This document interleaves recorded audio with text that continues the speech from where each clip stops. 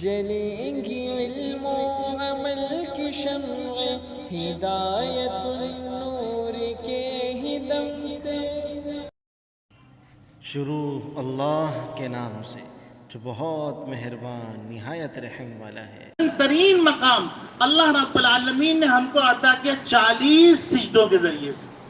20 رکعت نماز میں 40 سجدے کر رہے ہیں، تو یعنی ہم اللہ رب العالمین کے 40 مرتبہ قریب آ رہے ہیں۔ ایک روایت میں تو یہاں تک آتا ہے کہ بندہ جب سجدہ کرتا ہے تو اس کی پیشانی میرے قدموں کے درمیان ہوتی ہے۔ اب آپ سوچئے اللہ عرش پر ہیں، ہم فرش پر ہیں، ہم نے سجدہ کیا، ہم کو مقام عرش تک پہنچا دیا گیا۔ سجدہ آپ اللہ ہی کو کر رہے ہیں، آپ اللہ کا قرب حاصل کر رہے ہیں۔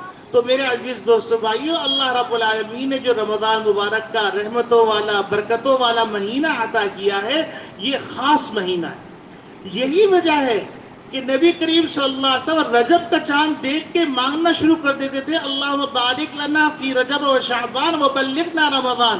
اے اللہ ہماری رجب و شعبان میں برکت عطا فرمائیے اور ہمیں اتنی عمر عطا فرما دیجئے کہ ہم جو ہے رمضان کا مہینہ برکتوں والا پالیں۔ ہماری آنکھیں ان برکتوں کو نہیں دیکھ رہی، لیکن نبی کی آنکھیں دیکھ رہی ہیں۔ ہمارا دماغ ان برکتوں کو محسوس نہیں کر رہا، لیکن اللہ رب العالمین کے پیغمبر اس کو محسوس کر رہے ہیں۔ اور پھر ہم جیسے کمزور بھی اگر محسوس کرنے کی کوشش کریں تو ہم محسوس کریں گے کہ ہم کو ان مہینوں میں نیکی کرنا آسان معلوم ہوتا ہے۔ ان مہینوں کے اندر ہمارے دل میں ایک عجیب سا سرور اور ایک کیف مستی کی کیفیت ہوتی ہے، ایک عجیب سا احساس ہوتا ہے۔ وہ احساس سارا سال نہیں ہوتا، حتیٰ کہ اس احساس کے صدقے میں آپ دیکھیے، آپ سارا سال پکوڑے کھائیے، سارا سال سموسے کھائیے، سارا سال چاٹ کھائیے، سارا سال دہی بڑے کھائیے، لیکن جو افطار کے وقت کے اوپر لذت ملتی ہے وہ لذت کہیں اور نہیں آتی۔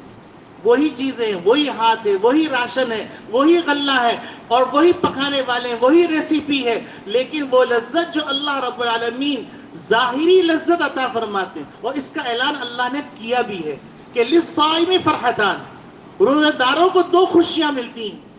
ایک خوشی تو وہ حین یلقا ربہ، جب وہ اپنے پروردگار سے ملے گا، اور ایک خوشی وہ جو افطار کے وقت اس کو حاصل ہوتی ہے۔ یعنی اللہ رب العالمین نے ہم کو بتلا دیا کہ اللہ کے قرب کی لذت محسوس کرنی ہے۔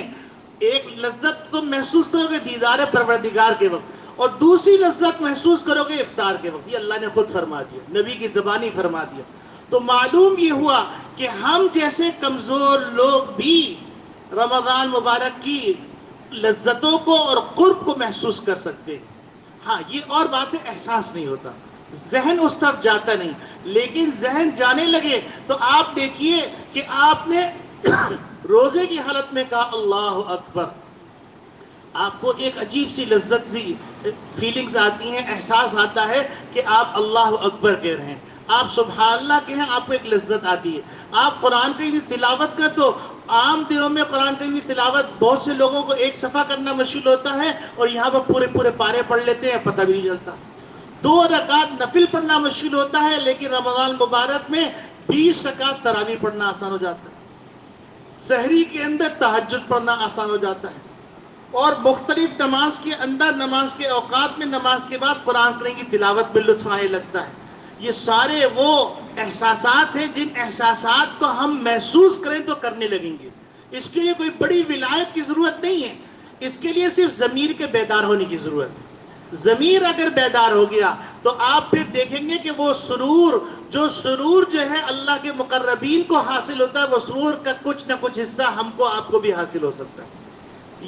یہ عجیب غریب تصور ہم نے بنا لیا ہے۔ ہم کہاں بھائی، ہم یہیں، ہمارے اللہ میاں وہی ہیں جو محمد صلی اللہ علیہ وسلم کے اللہ میاں ہیں، ہمارے اللہ میاں وہی ہیں جو جنید بغدادی کے اللہ میاں ہیں، ہماری عبادت وہی ہے جو نبی کریم صلی اللہ علیہ وسلم کر کے گئے ہیں۔ اب اپنے آپ کو ڈیگریڈ کر کے، یہ شیطان کا طریقہ ہے، انسان کو احساس کمتری میں مبتلا کر کے انسان کو عبادت سے دور کرتا ہے۔ اور اللہ رب العالمین کا جو حکم ہے، وہ حکم یہ ہے کہ یا عبادی الذین اسرفوا علی انفسہم، جو عربی جانتے ہیں وہ جانتے ہیں کہ ایسی غضب کی تعبیر ہے کہ اے لوگو، اے میرے بندو، اگر کوئی بچہ نافرمان ہو جاتا ہے تو باپ کہتا ہے میرے بیٹے تم نہیں ہو. اور اللہ رب العالمین فرمانا یا عبادی الذین اسرفوا، اے میرے بندو جو سر سے پاؤں تک گناہ کے اندر غرق ہو چکے ہو، ان کو کہہ رہے میرے بندو. اور پھر کہہ رہے لا تقنطوا من رحمت اللہ، اللہ کی رحمت سے دیکھو نا امید مت ہو. اللہ رب العالمین نے یہ رحمتوں کا مہینہ عطا کیا ہے. سخی اگر دربار لگاتا ہے تو وہ اپنی سخاوت دکھانا چاہتا ہے اور وہ کسی کو محروم نہیں کرنا چاہتا. جس طریقے سے بادشاہ ہارون رشید نے دربار لگایا اپنی سخاوت کا اظہار کرنے کے لیے، کہا آج جو جس چیز پہ ہاتھ رکھے گا اس کی ہو گئی. تو ایک کنیز کھڑی ہوئی تھی، اس نے کسی چیز پہ ہاتھ نہیں رکھا.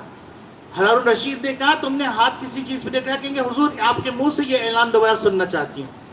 انہوں نے کہا ہاں میں کہہ رہا ہوں کہ آج جو جس پہ ہاتھ رکھے گا وہ اس کو چپکے سے اس نے ہارون رشید کے شانے پہ ہاتھ رکھ دیا. اس نے کہا یہ کیا؟ تو کہنے لگی کہ آپ جس کے ہو گئے یہ سارا خزانہ اس کا ہے. اور یہاں اللہ کہہ رہے ہیں کہ روزہ رکھو میں تمہارا ہو جاؤں گا. اللہ اکبر. آپ تصور کیجئے اللہ خود اعلان کر رہے ہیں تم روزہ رکھو میں تمہارا ہو جاؤں گا. یعنی یہ بھی نہیں کہ تم میرے جناح ہاتھ رکھو، میری طرف اشارہ کرو، بلکہ اللہ رب العالمین فرمانے کے رمضان تمہارے لیے تمہیں یہ ملے گا یہ ملے گا یہ ملے گا یہ ملے گا، لیکن میری رحمت اس سے بڑھ کے میں اپنے آپ کو حوالے کر دوں. حتیٰ کہ شیخ عطیہ جو ہے مدینہ یونیورسٹی کے شیخ الحدیث تھے، ان کے درس میں بیٹھا ہوا تھا تو انہوں نے اس کی ایک عجیب تشریح کی. کہنے لگے الصوم لی وانا اجزی بہ، روزہ میرے لیے میں اس کا بدلہ دوں گا. کہنے لگے کل حشر کے میدان کے اندر اہل حقوق آئیں گے اور حقوق کا مطالبہ کریں گے کہ یہ دے دو یہ دے دو یہ دو. اس کی نماز جائے گی، اس کا حج جائے گا، اس کے زکوٰۃ جائے گی، اس کے خیرات جائے گی، سب چیزیں جائے لگیں گی. جب اہل حقوق باقی رہ جائیں گے تو اہل حقوق کہیں گے اب اس کا روزہ ہم کو دے دو. تو اللہ کہیں گے الصوم لی، روزہ میرے لیے، میں یہ نہیں دوں گا، ہاں تمہیں بدلہ کر کے دے دوں گا. تم کو کیا چاہیے وہ میں دے دوں گا، لیکن روزے کا اجر میں دوں گا. اب آپ اندازہ فرمائیے کہ سخی کا دربار لگا ہوا ہے. جب ہم نے رمضان مبارک کا چاند دیکھا، چاند دیکھنے کے ساتھ ہی اللہ نے گویا کہ ہمارے حق کے اندر فیصلہ کر لیا کہ ہم کو ان خوش قسمتوں میں شامل کرنا چاہ رہے ہیں جن کو نوازیں گے اللہ رب العالمین، جن کو عطا کریں گے اللہ رب العالمین، جن سے راضی ہو جائیں گے اللہ رب العالمین. اور پھر اللہ رب العالمین کی رحمت دیکھیے، نفل پر فرض کا ثواب، فرض پر 70 فرائض کا ثواب، ایک گھونٹ پانی پینے پہ بخشش کا فیصلہ، ایک گھونٹ پانی پلانے کے اوپر جنت کے جانے سے پہلے حوض کوثر پلانے کا وعدہ، اور پھر اس کے بعد ہر افطار کے وقت 6 لاکھ افراد کو جہنم سے خلاصی کا فیصلہ، پھر شب قدر کے اندر جہنم سے خلاصی کا فیصلہ، پھر اس کے بعد پورے مہینے جتنے لوگوں کو اللہ نے جہنم سے خلاصی عطا فرمائی لیلۃ الجائزہ میں، ایک رات میں ان سب کی بخشش کا فیصلہ، اتنی مقدار.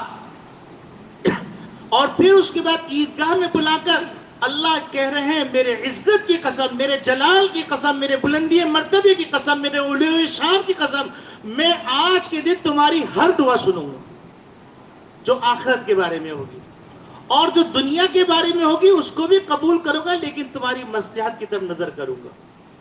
اب آپ سوچئے کہ ہم اللہ کی ان نعمتوں کو سوچیں تو جھرجھری آ جاتی ہے، جذبات کا ایک دریا بہنے لگتا ہے کہ پروردگار تو کتنا عنایت کرنے والا ہے.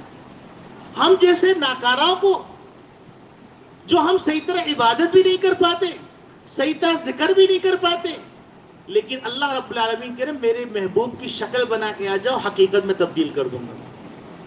تو میرے عزیز دوستو بھائیو، رمضان مبارک کا مہینہ ہم کو ملا ہوا ہے، یہ نہیں کہ چلا گیا. اب اس مہینے کو ہمیں کیسے گزارنا ہے، اس مہینے کو ہمیں کیسے گزارنا ہے؟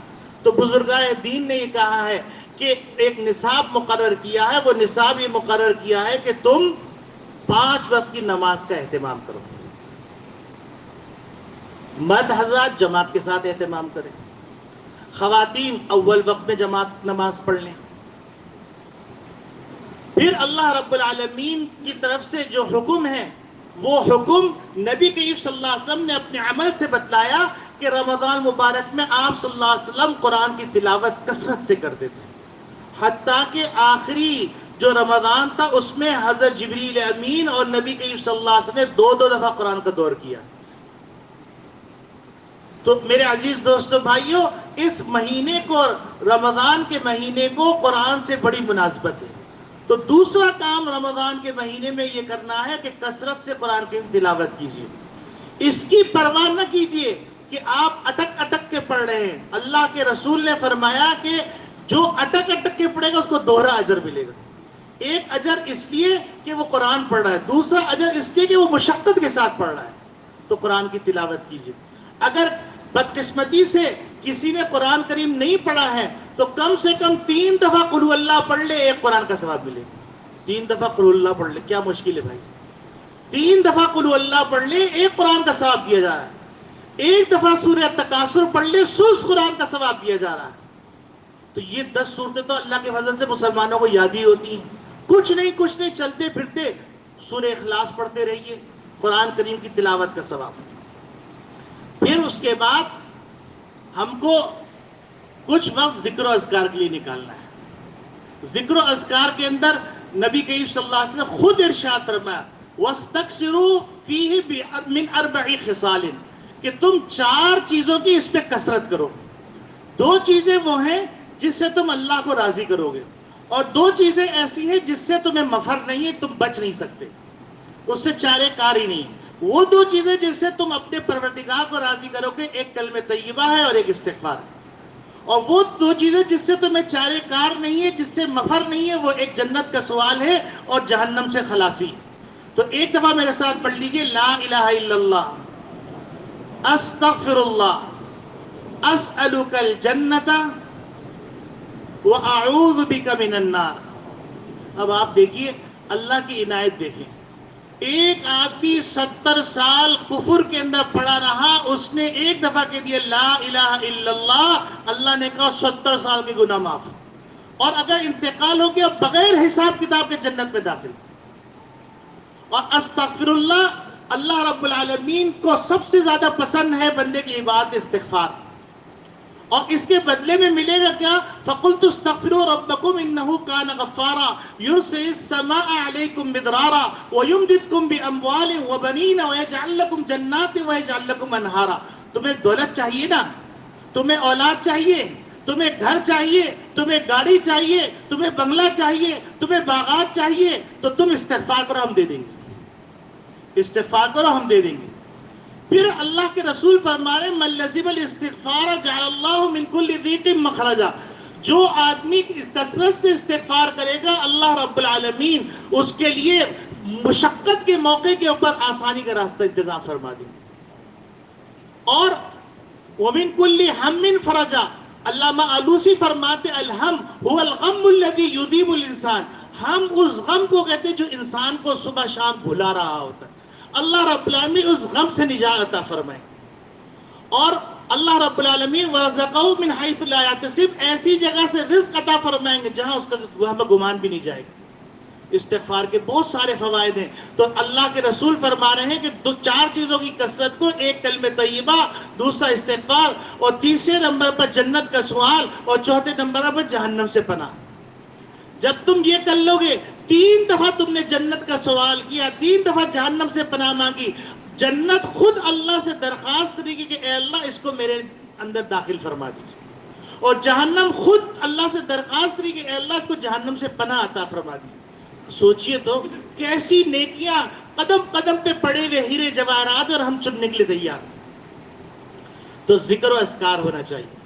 اسی طریقے سے نوافل کا اہتمام ہونا چاہیے. نوافل کے اندر اللہ رب العالمین سحری میں اٹھاتے ہیں تو تہجد کی 4 رکعت، 2 رکعت، 6 رکعت، 8 رکعت تک پڑھ لیجئے. اوابین کی 6 رکعتیں پڑھ لیں، یا 4 رکعت سنت کے ساتھ ملا کر 4 اور 2 6 پڑھ لیجئے. آپ اشراق کی نماز پڑھ لیجئے، چاشت کی نماز پڑھ لیجئے. یہ نوافل، اس میں اللہ رب العالمین ہر ایک کی الگ الگ فضیلتیں، ہر ایک کی الگ الگ خصوصیت. کسی کی فضیلت تو یہ ہے کہ تم نے اگر اپنی فجر کی نماز کے بعد اشراق کی نماز پڑھ لی، تمہیں حج کا ثواب دیا جائے گا. اب آپ سوچئے، حج کا خرچہ دیکھیے، اور یہاں پر اللہ رب العالمین فری فنڈ میں ثواب دے رہے. تو اب ہمیں نوافل کا اہتمام کرنا ہے. پھر اسی طریقے سے اس مہینے کے اندر صدقات کا اہتمام کرنا ہے. ایک تو وہ ہے جو زکوٰۃ ہم دیتے ہیں، ایک وہ ہے جو صدقات ہیں. صدقات یہ اللہ کی راہ میں اللہ کی رضا خوشنودگی کے لیے. اچھا، صدقے کے بارے میں عجیب بات عرض کروں. نبی کریم صلی اللہ علیہ وسلم سوال کیا گیا کہ اے اللہ کا رسول سب سے افضل صدقہ کون سا ہے؟ تو نبی کریم صلی اللہ علیہ وسلم نے فرمایا وہ جو تم اپنے بال بچوں پہ خرچ کر رہے ہو.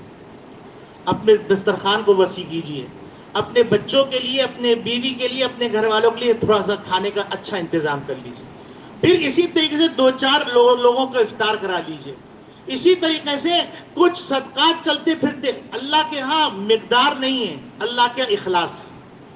اخلاص سے 1 روپیہ بھی خرچ کرے وہ اللہ رب العالمین، حدیث میں آتا ہے، اس صدقے کو اپنے دونوں ہاتھوں کے درمیان رکھتے ہیں، بڑھاتے بڑھاتے بڑھاتے حتیٰ کہ احد پہاڑ سے بڑا ہو جاتا ہے. پھر اس کو اللہ رب العالمین میزان عمل میں تلوائیں گے، نام عاملہ میں جمع کروا دیں گے. تو اللہ کی راہ میں صدقات کیجیے. اور پھر اسی طریقے سے ہم کو جو کرنا ہے وہ ہے گناہوں سے بچنے کا اہتمام. اور سوچنے کی بات یہ کہ انسان نے حلال چھوڑ دیا، حرام نہیں چھوڑنا. روزہ رکھا ہوا غیبت کر رہا ہے، روزہ رکھا ہوا دھوکہ دے رہا ہے، روزہ رکھا ہوا جھوٹ بول رہا ہے، روزہ رکھا ہوا گندی گندی فلمیں دیکھ رہا ہے، روزہ رکھا ہوا لڑائی جھگڑے کر رہا ہے. حالانکہ حدیث میں آتا ہے ان جہل علی احدکم جاہل وہو صائم فلیقل انی صائم. اگر کوئی آدمی زیادتی کر رہا ہے روزے دار کو روزے داری کی حالت کے اندر تو وہ کہتے بھائی مجھے معاف کر دو، میں روزے سے ہوں. یہ اللہ کے رسول نے طریقہ بتلا ہے. پھر اس کے بعد دعاؤں کو کثرت سے مانگنا ہے. یاد رکھیے حدیث شریف میں آتا ہے کہ اللہ رب العالمین ہر روز ایک دعا روزے دار کی ضرور قبول فرماتے ہیں. بزرگان دین نے اس کے اوقات مختلف بتائے ہیں. تہجد کا وقت بتلایا ہے، افطار کا وقت بتلایا ہے، جمعے کی نماز کا وقت بتلایا. یہ اوقات خاص ہیں جس میں دعائیں قبول ہوتی ہیں. اللہ سے مانگیے، ہماری سب کی ضرورتیں ہیں، ہم اللہ سے مانگیں. تو قرآن کریم کی تلاوت، ذکر و اذکار، نوافل، صدقات، گناہوں سے بچنا، دعائیں، اور نوافل کے اندر 20 رکعت سنت موقدہ تراویح بھی آتی ہے. اور اس کے اندر 40 مقام قرب آتے ہیں. تو یہ 40 مقام قرب کو حاصل کیجیے. یہ تو اللہ رب العالمین نے رمضان المبارک کی گزارنے کا جو احادیث کی روشنی میں علماء نے طریقہ بتلایا ہے وہ میں نے آپ کے سامنے رکھا. آخری بات یہ کہ یاد رکھیے کہ اللہ رب العالمین نے